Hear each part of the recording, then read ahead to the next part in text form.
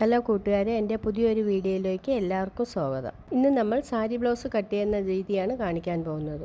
ആദ്യം നമ്മൾ അളവ് ബ്ലൗസ് എടുത്തിട്ട് ടേപ്പ് വെച്ചിട്ട് അതിൻ്റെ ലെങ്ത് എടുക്കണം. ലെങ്ത് എടുത്തിട്ട് താഴെയും മുകളിലും 4 ഇഞ്ച് വീതം തയ്യൽ തുമ്പിട്ട് വരച്ചിടണം. നെക്കിൻ്റെ ഡിസൈനൊക്കെ അവരവർക്ക് ഇഷ്ടമുള്ള ചെയ്യാം. പക്ഷേ നെക്കിനിപ്പം എനിക്ക് 8 ഇഞ്ചാണ് അതിൻ്റെ ലെങ്ത് വരുന്നത്. അതനുസരിച്ചാണ് ഞാൻ കട്ട് ചെയ്തത് സ്ക്വയർ നെക്ക്. അത് കഴിഞ്ഞിട്ട് ബ്ലൗസിൻ്റെ വണ്ണം നമ്മൾ ടോട്ടലായിട്ട് അളന്നിട്ട് അതിൻ്റെ കൂടെ 4 ഇഞ്ച് തയ്യൽ തുമ്പും കൂടെ ഇട്ട് അടയാളപ്പെടുത്തണം. അതിൻ്റെ 4/1.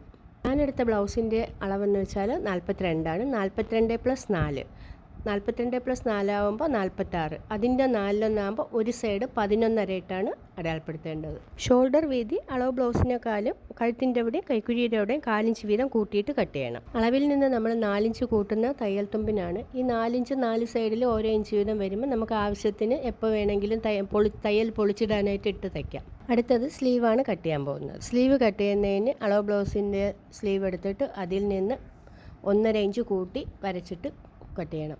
കൈയുടെ ആം ഹോളിൻ്റെ അവിടെ നമ്മൾ കൈക്കുഴിയുടെ അവിടെ മുകളിൽ നിന്ന് 3 ഇഞ്ച് താഴോട്ട് അടയാളപ്പെടുത്തി മുകളിൽ നിന്ന് ഷേപ്പ് ചെയ്താണ് വരയ്ക്കേണ്ടത്.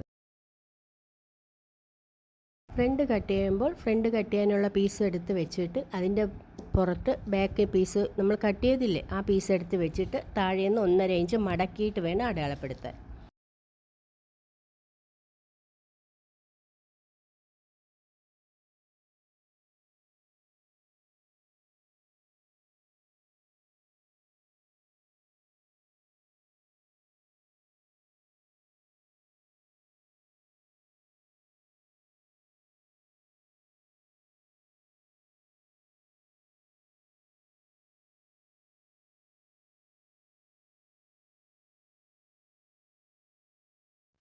ചില ബ്ലൗസിൽ വർക്ക് വരുമ്പോഴത്തേക്ക് നമുക്ക് ഫ്രണ്ട് കട്ട് ചെയ്യാനായിട്ട് പീസ് തികയാറില്ല. അപ്പം നമ്മൾ ലൈനിങ് കറക്റ്റാണ് കട്ട് ചെയ്തിട്ട് ഫ്രണ്ടിൽ ആ പീസ് നല്ല പീസ് ജോയിൻ്റ് ഇട്ട് വേണം കൊടുക്കാനായിട്ട്.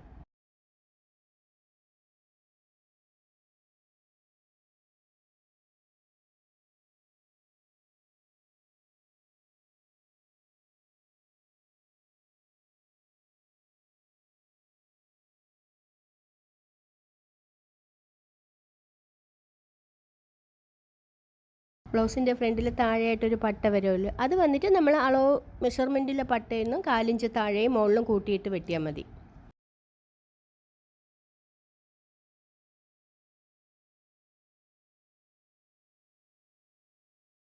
അപ്പോൾ ഇത്രയേ ഉള്ളൂ ബ്ലൗസ് കട്ട് ചെയ്യുന്ന വീഡിയോ. ഈ വീഡിയോ കാണുന്നവർ ദയവായി ലൈക്ക് ചെയ്യുക, കമൻറ്റ് ചെയ്യുക, ഷെയർ ചെയ്യുക. ഈ ചാനലൊന്ന് സബ്സ്ക്രൈബ് ചെയ്യണം. പിന്നെ ബെല്ലൈക്കനും കൂടി ഒന്ന് അമർത്തണം. എങ്കിൽ ഞാനിടുന്ന പുതിയ പുതിയ വീഡിയോകൾ നിങ്ങൾക്ക് നോട്ടിഫിക്കേഷനായി വരികയുള്ളൂ.